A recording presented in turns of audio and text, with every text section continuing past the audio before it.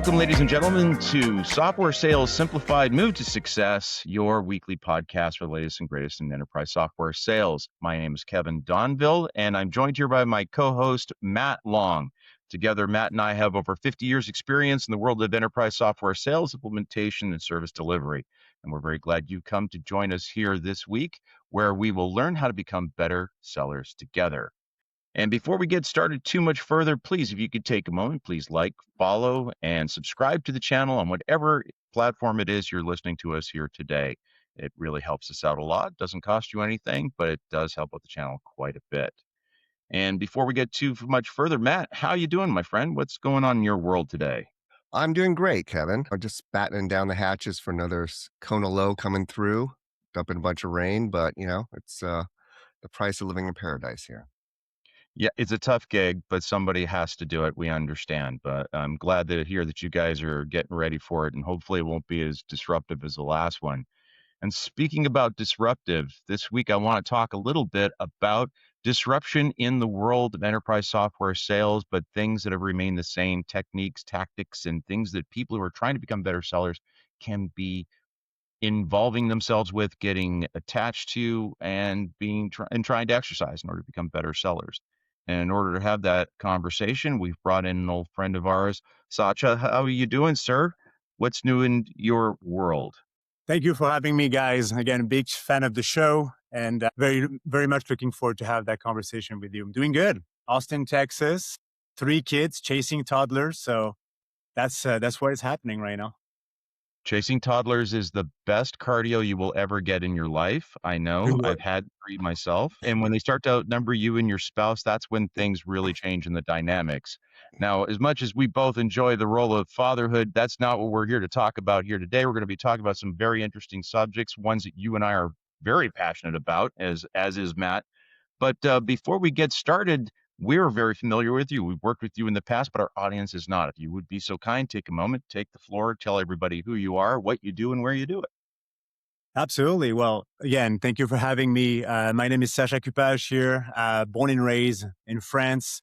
Came in the US in 2018, started my career in sales tech there in the US. So working on the French accent, but I'm still going to keep it forever.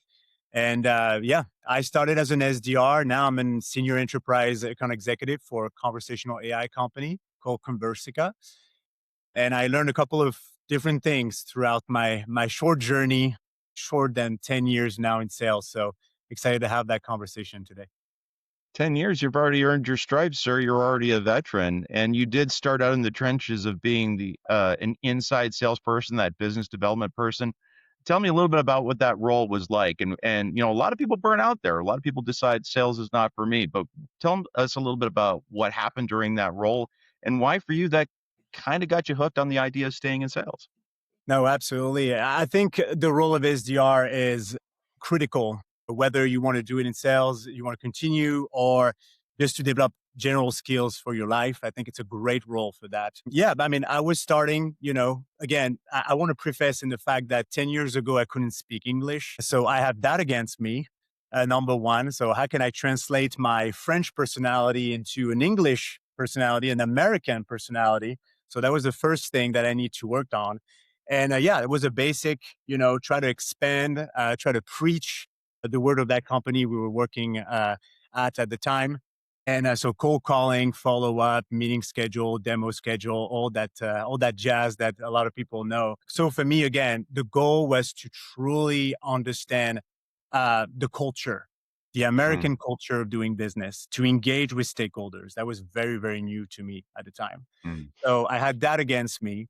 But I turned, again, the French accent, the fact that I was from a different country, I turned this into an advantage because all of a sudden now there's something, I would say, exotic that I can put on the table to catch the attention on the phone, right? I just say, hey, you might not have the time right now, but hey, why not just talking to a French guy on a random Sunday, right? Or Monday, whatever. So that was kind of like the catch at the beginning.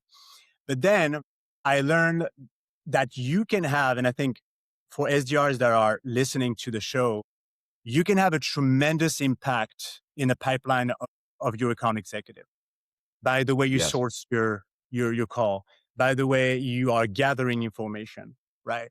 So you are the point of entry for that company, you as an SDR. So if you do a good job at researching, if you're ready, if you have a point of view of that specific company, well, you're the first interaction. So you can have a tremendous impact on that pipeline down the road.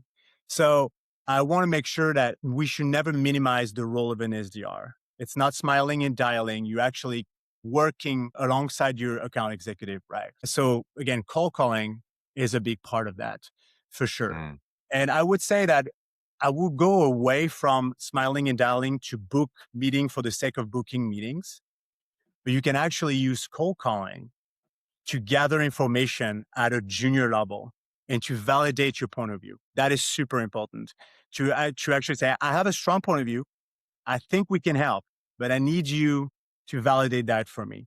So sometimes I will use cold calling to get more meat on the bone in order to have a better conversation with a VP, SVP, C-suite level. So cold calling is precious on that side for sure. Yeah, I had the pleasure of working with you very early on in your career when you were just starting out as SDR. I do remember, though, I don't mean to embarrass you, but at that time, the company we worked for, it was during COVID and the lockdown, right? We're trying to get meetings. And so our company was giving away free wine and free wine tasting to everyone, Yes, and what we found out, it's a lot easier to book an appointment when we give away free wine than when you're not. And I remember you kind of coming to that realization, like, I get all these people to take the meetings, but it's kind of just for the wine, and trying to get beyond that, realize that you can still offer incentives, but it's not just about booking the meeting, like you just said, right? Mm. So, I don't know if you remember that time, but I think there was a significant transition for you in terms of what your approach was with outreach then, and what you led with, and how you use things to your advantage, but to help, move the conversation along. Can you talk a little bit about what that was like? 100%. Yes, you're right. So I started my sales career really in the middle of COVID. You're absolutely right. And I remember fondly those moments of sending wine in order to get meetings. So we try to be creative, right? Yeah. So it worked a little bit, but again, it doesn't build pipeline. It doesn't build recurring revenue long term. So for me, again, the goal and the moment I started to really deeply care about those companies, when I started to be a little bit more strategic.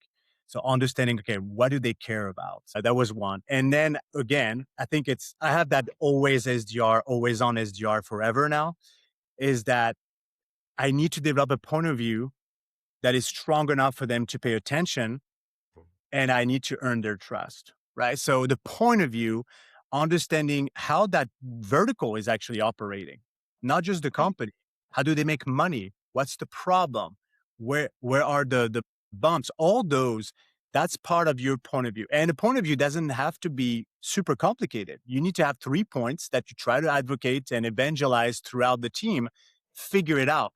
And then your role as an SDR is to validate that point of view. Do you care about that? Because we have three customers identical within your vertical that care about this, but do you care about this enough for you to take the call and to give me 15 minutes of your time? So I think for me, the shift was remove the volume, be more meaningful, be more intention, and try to hammer that point of view. And I think once you have that point of view as well, your conversation become much more human too. I'm on a mission to fix that business problem that you have. So I'm not here to mess around. I really want you to validate that information with me. Your mindset and your attitude, your tone on the phone, on a discovery call will change dramatically. So I think it's a mindset shift as well. Yeah, I mean, what was it like for you when you're learning these things as an SDR? Are you getting feedback from your manager, from your fellow SDR agents, from the AE? I mean, or is it just self-reflection, or a combination of it? What was most valuable to you in terms of kind of moving the needle, finding out what works, and sharing those victories? No, absolutely. It's a great question. For me, I think when you're in SDR, it's like being a child, right? You're a sponge and you want to make sure you get exposed to the best. And sometimes the best will be, yes, maybe in your sales team, but sometimes you will have sales engineer that actually conduct better discovery calls than some reps. They have better question. So for me, it was to try to surround myself with people that know what they're doing. Because when you're an SDR, you don't know what you're doing. I mean, you start, you're doing your thing, but you want to go past the first call. What's happening after that? You want to be curious and understand, okay, now that I hand that discovery call, that demo request to my AE, what's happening next, right? So what the type of your question that you're asking? So for me, it was to surround myself with people that were extremely precise in the way they were operating those discovery calls, those demos.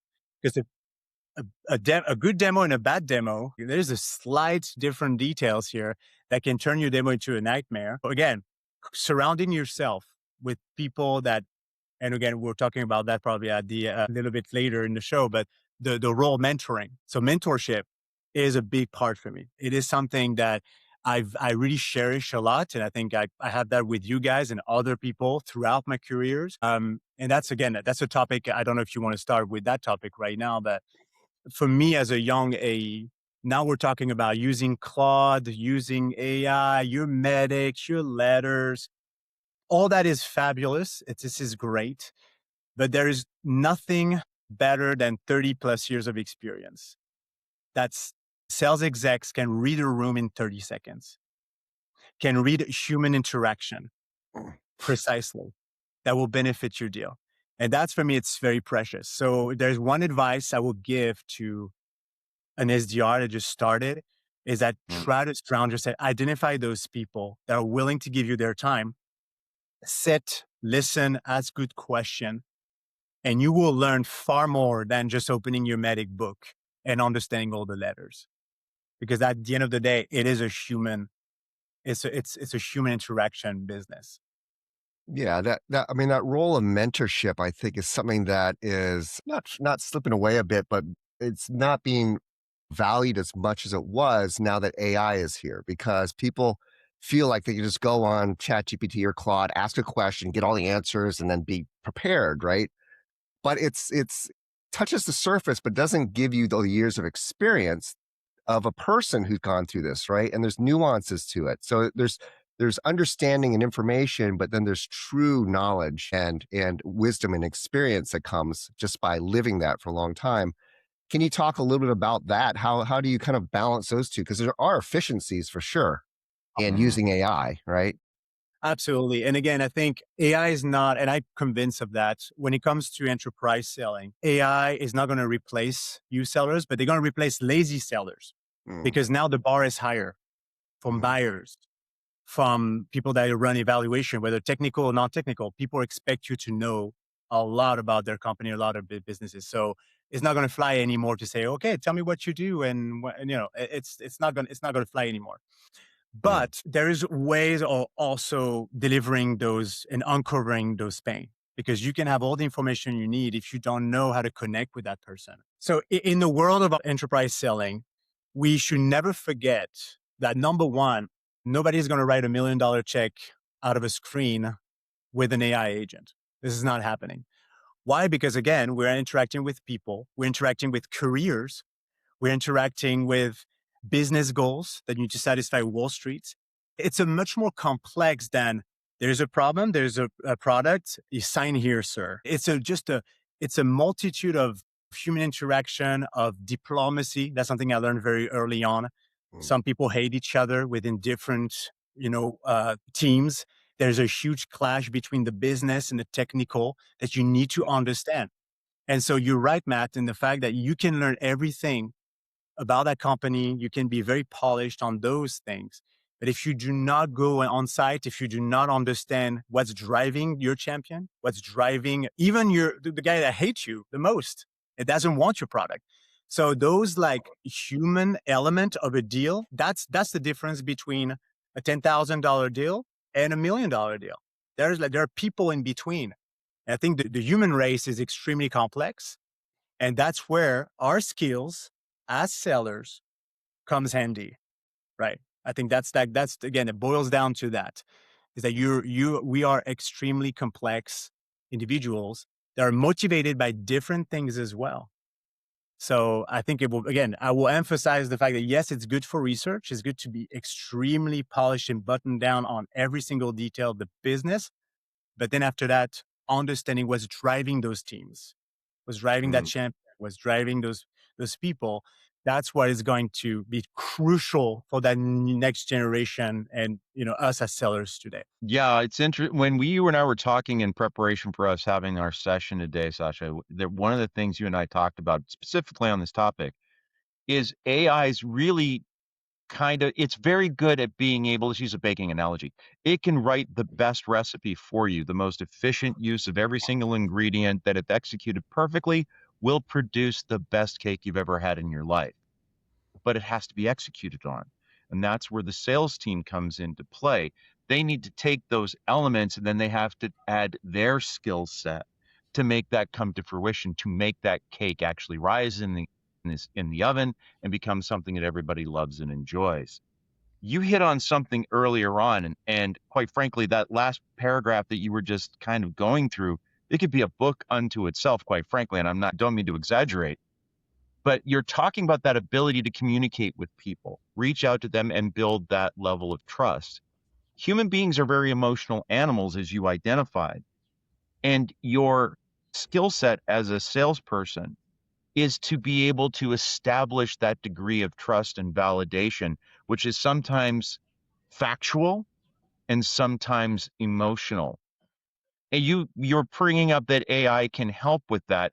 Have you got some examples then of some times when people go outside of that and they're kind of leaning on AI for the wrong reasons with respect to their execution? I'm not sure I understand the question, Kevin. I'm sorry. Okay. Yeah, I have a tendency to go on and on when I go and ask a question. So AI can go and give you all the things you need in order to be able to Yeah. execute a good sales cycle, but you Uh-huh. have to execute, right? You Yep. have to be the one who actually takes those ingredients and turns it into this delicious cake. What happens, or are there some examples of where Mhm. people put too much reliance on AI? Where have you seen people make that mistake and in what context? 100%. Yeah, it's a great question. I will give you an example. It was my first ever enterprise deal. My first deal, by the way, because I jumped into the enterprise world Mm, immediately, which was a blessing and a curse, right? But I remember having a conversation with that director of customer experience, and she refused to give me the next step. She totally refused to, move forward with me, and I couldn't understand why.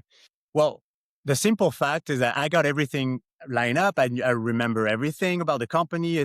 It was perfect on paper. Well, guess what? Because she left the company 2 weeks after. So there's no motivation for her to give me a next step. And I found out with the person below her, he said, "Oh, don't worry about that because she's leaving in 2 weeks." Okay. Well, again, understanding, again, the human element here, what motivates someone to give you their trust? That is a mm, critical thing. So why do you take that call? What motivates you? And so again, if you come and that's a discovery thing. You need to uncover what's going on with that within that team, within that company that prompt them to reach out or to take a call. And sometimes you will quickly realize that there's also, yeah, a massive human aspect to those where you can be ready on paper, it's perfect, ICP, all that. Well, that person is about to leave in 2 weeks. They're not going to open the door for you. But also that's emphasize also the multi-trading aspect of an enterprise deal, right? You cannot just go alone with one guy and try to navigate that. You need to get and gather those information with the multitude of stakeholders for you to understand the intricacy of how those team work together and all that. So that was just an example that popped up in my head here. Very simple, but sometimes people were like, "Well, I don't understand. Everything was perfect. I mean, we will get that deal." And you're like, "No, because there's slightly little things that you're missing here, and that's a human thing, and you need to uncover that through discovery." And with respect to that, you brought up an interesting point. I think a lot of salespeople early in their career, especially, feel like they need to prove something. So they're 100%. out there trying to do it alone. But there are a lot of folks that you reached out to early in your career to enhance and to improve your chances of being successful. Who are some of the folks that you reached out to and partnered with in order to bring those deals in? And what should other people learn from that example?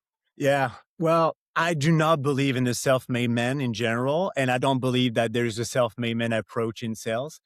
I think Mm, great sellers are conductors.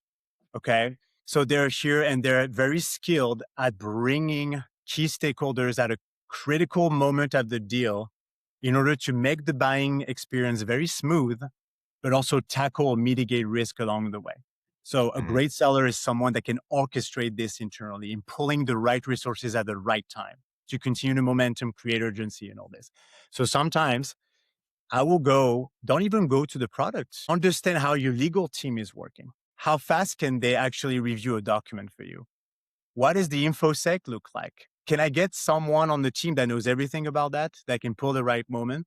So for me, every time I started a company, I meet with all those people because I want to understand and I want them to know me, because if they know me, they're more inclined to, help and try to get that going. So be curious of knowing who you work with, from legal, from the technical side, if you need the product roadmap side or something, that you need to know who to pull in. So for me, again, knowing the procurement side, knowing the legal side, understanding who are those people, how do they work with each other, how can we work together to speed up those process? Because sometimes you will lose a quarter because of legal consideration, not because of product, and because you didn't think about that. So early on, and going back on the mentorship, I think for me, another thing for SDRs, go beyond the first call. Be curious at understanding what does it take to close a deal. And sometimes you will quickly realize this is a brand new world. There's procurement call, there's technical call, there's validation call. There's so many different things that you're not even aware. So ask your mentors to sit on those calls, take notes, understand again the thing.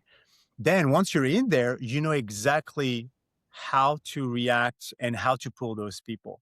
So going back into mentorship, go beyond your paycheck, go beyond cold calling people, try to be genuinely interested and act like an AE. Try to act like an AE. Your mindset needs to change as well, because this is not one person that closed the deal. It's a whole total different, it is a whole team rooting and working with you. Yeah, I recall, again, when we first started out, I was really impressed by you were always asking questions of me as the SE, about, how to articulate things differently, the value, and just hearing and listening to this stuff, which always struck me as very, very insightful in that, you're learning from everyone in that process and identifying that everyone has a role. Because, even as you go through an engagement, right? The information you get as an AE or as an SDR or as an SE or as someone else is completely different. And you might have different conversations, personal conversations as well, because of personalities, right? So just having Absolutely. that at your disposal and realizing I don't have all the answers, but on my team, collectively we do, right? I think that's a huge milestone as well. And that's the beauty of enterprise selling for me. I think, again, we're going to start that one of my favorite topics is the alignment with SEs. That's one of my favorite topics. Why? Because we're all going to war. Okay, this is a war. If I'm on that boat, right, it's the jungle, it's sticky, and we're grinding. I want to know who is next to me. I better want to know who is that guy. What's his motivation? Understand him personally at a personal level, because that's how we're going to operate properly within a sales cycle. So I think you're right. Getting to know truly, and again, I'm not talking surface level, because if you want to get to that enterprise emotion, you need more than, oh, he's a technical guy. No, he's co-selling with you. This is a different thing. It's a different set of expectations. It's a different set of how to operate together. And you're absolutely right. That alignment is critical for those enterprise cycles, for those complex cycles. And you mentioned something, Matt, very true. There is a boulevard because you're co-selling with your SE. He's considered as a technical guy. He's much more than that. But he doesn't have the sales hat, meaning that he can ask harder questions. He can be a little bit more frank. He can stop someone and say, what do you mean about that? I always use the SE I'm leveraging the SE in that conversation. We say, ask that crazy question. Drop the bomb, because it's going to land so differently that if I'm asking it.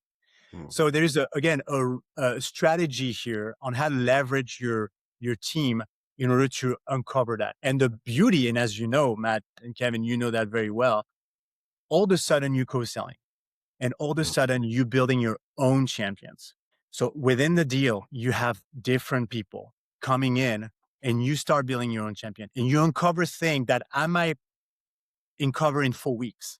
But because you had those different conversation channels, you uncover that for the sake of the deal. So for the sake of the team, right? And that's really that synergy between AE and SE. That's what is going to, it's a great recipe for enterprise success. And I think, and we talk about that, I think you guys did that at our previous company we worked together. You made sure that SEs were attached to specific sellers. It's huge because once you have one or two, you get to know them at a personal level. You know their style. You know how they operate. You know how they answer questions. I'm very highly energetic, so I need someone that is a little calm, right? A little more calm than me. So how do you balance that? And knowing them at a personal level, create a synergy that will shine in a demo, that will shine on the on-site, because you know each other now, and it's a ballet. And all of a sudden, and as you know, the best demo is when people are leaning in on their screen, they're leaning in, and they ask question, and they start projecting themselves, and that that's the magical aspect of sales that we all love. And I think I mentioned that to Kevin when we discussed. You want to spend 40 years in sales when you have a $1 deal or $1 million deal. Of course, it matters, but what matters the most is that this customer granted me their trust. Say, yeah, I'm going to move forward with you because you earn my trust. You the one I want to bet on to fix my problem. That emotion, that it is just beyond everything. That's the zenith for a seller. And that's where you want to spend your life in sales, when you have that. That's part, and when you're like, wow, you trust me now. And that's really magical. And that Claude cannot give you that, unfortunately. Yeah, I think that's one of my most magical times as well, is when you're really clicking as a team, and you come in and you have a confidence and a lightness about you because you just kind of know, and you're there to, not just sell a product, but get to know the customer. And, it really works out well. I want to switch to just a more of a practical application of this. When you are dealing with so many people as part of an account, initiative, how do you keep in touch with everyone? I mean, because I'm guessing that Salesforce is not the way that people find out what's going on, right? It's like, not to just have any CRM, right? That's where things are, but that's not really where you get that. So do you have weekly meetings? Are you just in constant conversations with people? What practically do you do to make sure that you're all on the same page? Yeah. So I always say that whether it's the customer or your colleagues, I always assume that people have the attention span of a 5-year-old. So I have a 5-year-old, so that's why maybe I'm talking about that. So I'm trying to be very visual. So for instance, if you tackle like a true enterprise with multitude of different teams involved and all that, I will just do a graph with the pictures of people, their name, their roles, and I will have notes on the side of like, hey, he's a blocker, he's a champion, she's very interested, she asks a lot of questions. And we all share that document together. So you have a tree, like a family tree, right? So, and you have all those people on that, on that document. Then all of a sudden, well, number one, I think putting face, like name on faces, super important when you go on site, because now you recognize people. And instead of like bumping on people, you say, hey, John, hey, and then people, again, everybody comes down, you earn that trust, you build that proximity because you know already who they are. So that's just a little trick, having those pictures, the name, the titles, and work out of that document altogether. And then after, again, you build it into the deck, you have the recording, again, another way of using AI, building those recordings, those recaps, sending those follow-ups, making sure everybody is aligned here. So yes, I will work out of a very visual document with my SE, with everybody, and then we'll create Slack channels as well on those specific deals. When I know I'm going to spend 6 months to a year on a deal, for sure. Again, we're going to war here. So we need a chain of command, and we need to making sure everybody is aligned. Also, another thing, dry run Yeah. your demo with your SE, because you cannot have a cookie cutter demo flow. You cannot do that. And sometimes, I mean, I remember running demos with literally you show 2 features and the rest is disco call, because you know that if you show those 2 things, you're going to open up a can of war, and they're going to open up about their problem, right? And I think Right. that's where the best demos are. They're light visually, and it's full of conversation. You're giving them something they learn, and you unpack so much for your deal. So I would say dry run are huge as well, and dry run on your execs as well. So if you're selling to CTOs on those big deals, just demo your CTOs, run those things to them. I think again that's something is this is not an approach I see a lot, but if you demo a CEO or whatever, just try to ping your CEO if you can, right? If you have that proximity to understand how do they think, because sometimes you will, and that's another thing with experience. You quickly realize that you can be buttoned on, tied up, and all that. The CEO has 5 minutes of their life for you, so you're not going to show anything. You're going to have one slide with 3 bullet points, and then you're going to start building and having that conversation. So again, that's something you want to do too good, show too much, and as you know, showing too much is not a good thing here. But so yeah. Yeah, I mean, meetings are so valuable, when you get people's time, and they've committed to you to just go in and wing it, right? I've never understood that. It's like, look, some of it is just kind of, spontaneous and it's part of the process, but you should have a pretty clear idea about what you're going to do, who's going to interject what points you're going to drive home, what information you're going to get from various people in that room, and who's going to be asking it, right? I think that it has to be orchestrated. I totally agree with that dry run. As an SE, I'd hate it. It's like, well, it's going to be fine. But at the same time, it's like, no, it's not about any show the product okay. It's about how are you going to have this as the conversation starter for us? And who's going to ask the questions and what do we need to find out? And how's this demo going to help, right? So I can't agree more with you on that. Absolutely. And last thing on that as well. Again, it's so little, but I can unpack so much. When someone new joined the demo, well, shoot them an email prior to the demo. And I say, so, okay, you joined that demo. To be honest with you, that's the first time I see your name here. What prompted you to join that demo? What do you care about? And it sounds like you work with John, but are you looking for something else? And sometimes that little email that took you 20 seconds to write, all of a sudden just unpack something. And you're like, wait a minute. This guy, who I thought was my champion, tells me everything is beautiful, the flowers and all that's going to be great. There's 10 people that don't believe at all in our project right now. And they come to figure it out. What's up with that thing? And with that email, say, well, yeah, he brought us there. We don't need your product, to be honest with you, but we're coming because we're curious. Whoa, that's a different way we're going to approach that demo all of a sudden. So if you didn't know that, well, you enter your demo, you feel great, you have your champion. No, you have nothing, buddy. So exactly. Yeah, they're going to sign tomorrow, man. It's going to be great. Yeah. So, and that's something as well. I think it's a weird, from like a seller perspective, but you always walk somewhere or walk into a call with this idea you're going to get punched at any time.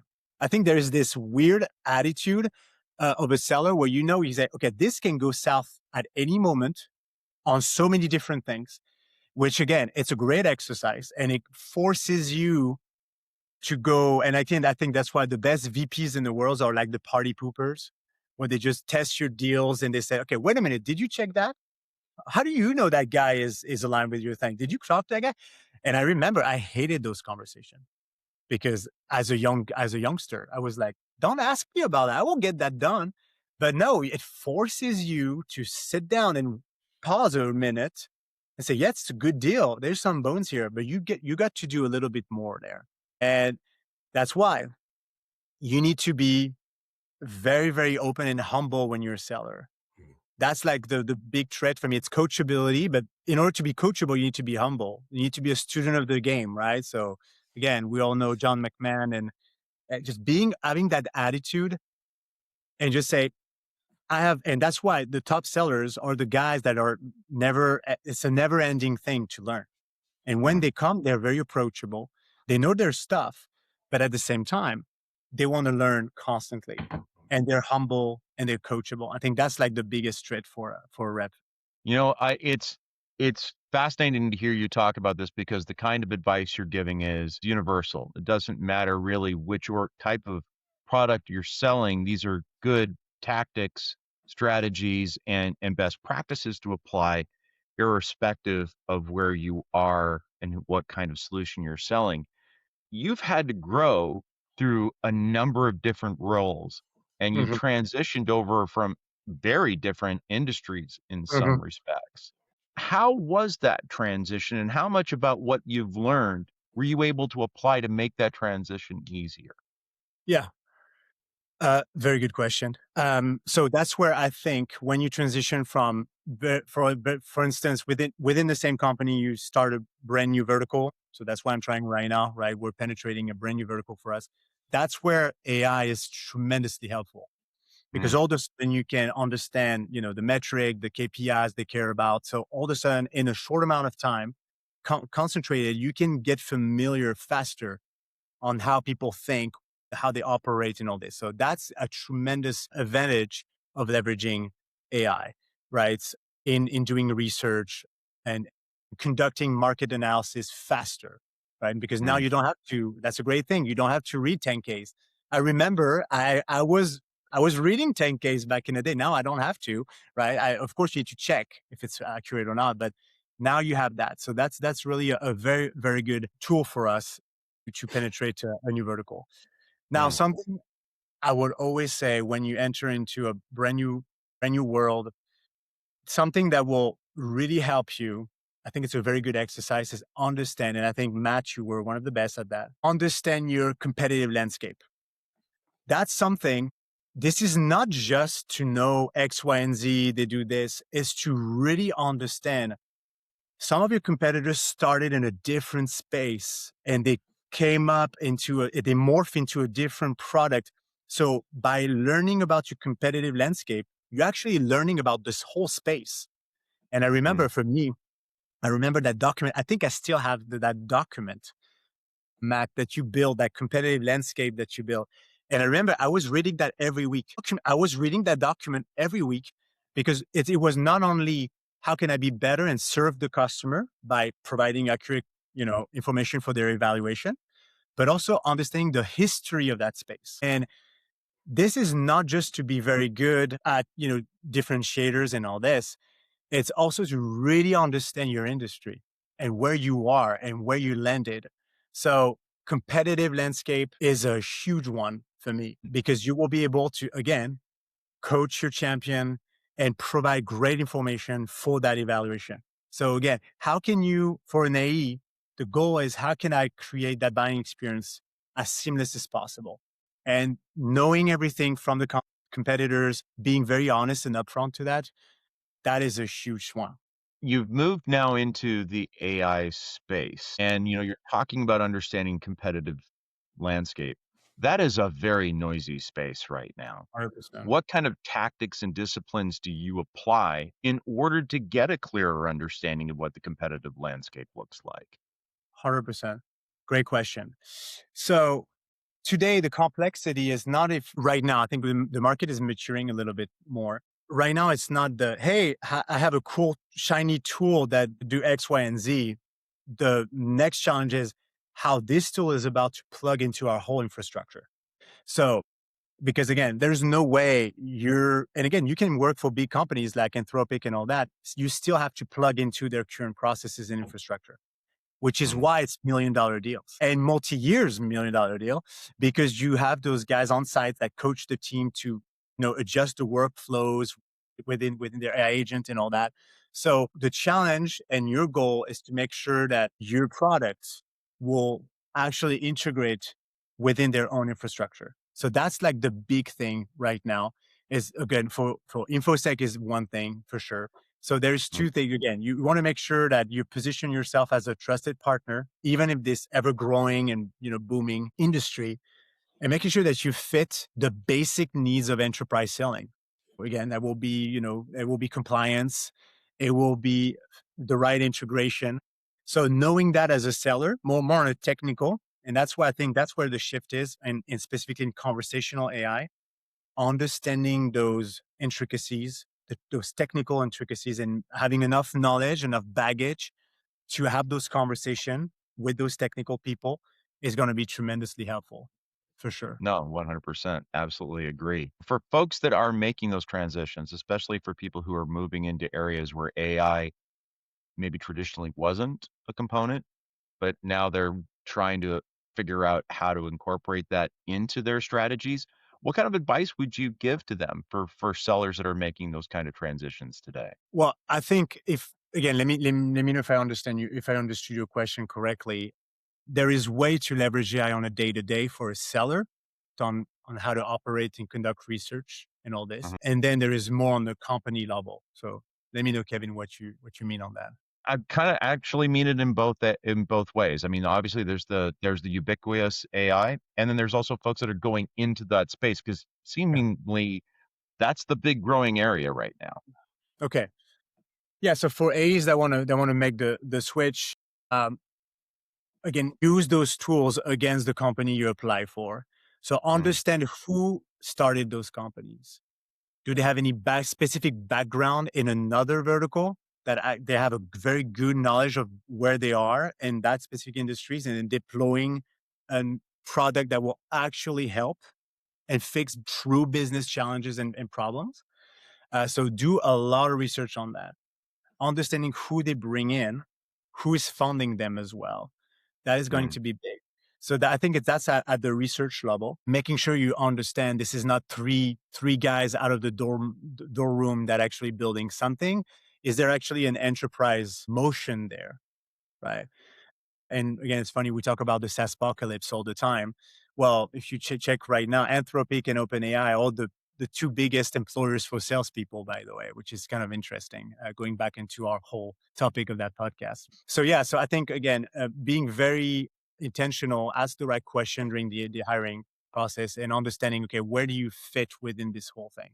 So asking a lot of question will be one thing. And then after that, ask your company to finance those tools for your own day to day. I think that's something that is necessary. So again, mhm, running Claude is one super helpful. Have note taker as well that are super well put together today. So really ask that for that investment and make them a non-negotiable. I need those tools to operate today. Period. And I think again, if you're the only one doing that, there's a problem. I think, if you're the only one asking for that on the team. But I think it really be vocal about that. And going back on what we said, when you do that transition, understand your competitive landscape, understand where you operate compared to the others. And sometimes it's going to be, and as you know, we have billions of dollars that started as a niche everywhere in every totally different verticals, and that's where the growth is. And I think if you can operate within a niche where there's a true problem that you can fix and you're the only one fixing it. And sometimes, I mean, I see crazy things in pharmaceutical right now. I see things in contact center, same thing, where mm. that this is going to be transformational. So again, be curious and really, really, really do your research Yeah, on know who your are those. unique value. Yeah. Yeah, I know we have to wrap soon, but just one point I wanted to make from what you said, Sasha, was I mean, one of the most valuable uses of AI for me today is recording my conversations, especially with the clients or prospects and whomever, and then taking all those notes, I use ChatGPT, but it could be anything, right? And just put them in there, but it's in the project. So all that context and nuance gets captured in the project with everything else I'm developing, right? So Mm, then I send out the meeting notes to everyone, but I also can query that, and it has additional, because it's those valuable conversations that you have with people that are really the nuggets are buried in there, right? So having that as always part of the context of how you're framing anything in an engagement has been super valuable to me. So yeah. Absolutely. And I think the best way to wrap up this conversation again is It's because this how you're going to conduct the discovery call. That's those insights that you're about to leverage. And then you're going to put them into your cloud infrastructure. Those nuggets will be helpful for your team to better serve the customer. So it always starts at the human interaction. It always starts with sitting with humans with problems and see how we can fix them. Yeah, 100%. So Sacha, I'm very passionate about the topics we've covered today, and I've really enjoyed you sharing your perspective. I have complete agreement with everything you've said thus far, and it's been difficult not just jump on top and dogpile on what you're saying because they mean so much to me. If you were going to give advice to a seller, whether it's someone making that transition or someone who's already established as an AE, and irrespective of what vertical they're in relative to software these days, what advice would you give them in order for them to improve their success? Yeah, great question again. Well, student of the game mentality, never stop learning, go outside the box, understand really where you're getting to, understand the technical aspect of things, understand still the business aspect of things, and consider sales as a craft, which means that you need repetition in order to perfect your craft. Whether you're a carpenter, a bootmaker, it doesn't matter. Sales is a craft, and have a 10-year, 20, 30-year plan and vision for your career. So I think don't see just the commission check. Understand how can you get better over and over and over. And don't be afraid of that grind, because that's where we're going to learn. And I'm a baby in sales or still today, but I really we need to keep that curiosity and that self-improvement mindset. And I think that's how we're going to be able to better serve the customers. Absolutely. I really wish we could keep talking, but we do have to bring the episode to a close here eventually. I really appreciate you coming in and sharing your perspectives. Again, stuff that's very near and dear to Matt and mine's heart. If I were to summarize what you're talking about here, it's all about being, integrity in your selling by focusing on the problems and how you are set up to be able to help people. And I wholeheartedly agree with that. That is so germane to the way that pre-sales people even sell that I couldn't agree with you more on that front. And really being a student of the game, that is just absolutely super advice. Before we wrap up here, I wanted to quickly ask Matt, anything else you wanted to cover before we kind of wrapped? I always want to make sure, just to make sure we haven't left a question off the table that needed to be asked. But if someone wants to reach out to you and have a conversation, share and understand even more, maybe they're going through a similar journey and they need some advice and they're looking for a mentor, what's the best way for them to reach out to you? You can ping me on LinkedIn anytime. I'm always on LinkedIn. I know my cell phone number is on Zoom info somewhere in the ether. So give me a call. I'm always available. Be careful what you wish for. Mine was too. Your phone can be your worst enemy and your best friend in the same breath. But I do want to thank you very much, Sacha, for coming on and sharing your perspective. It was extremely interesting and very exciting to hear where you are in your journey now. And it's just so encouraging and wonderful to watch. Matt, sir, thank you very much for being with us on this conversation today, asking such great questions and steering us into such wonderful subtopics. As always, very much appreciate you being here too. And of course, I want to thank our guests for coming in, spending a little bit of time. Let us know what you thought of today's episode. What did we not ask that we should have asked, and what would you like to have heard more about? Take a moment while you're doing so to like, follow, and subscribe, or go to our website and buy a copy of our methodology book and share some of our perspectives and learn some of the ways that Matt and I have learned to be better sellers. But for the time being, I want to thank our guest, thank my co-host, and thank you. And we'll see you back here again next time.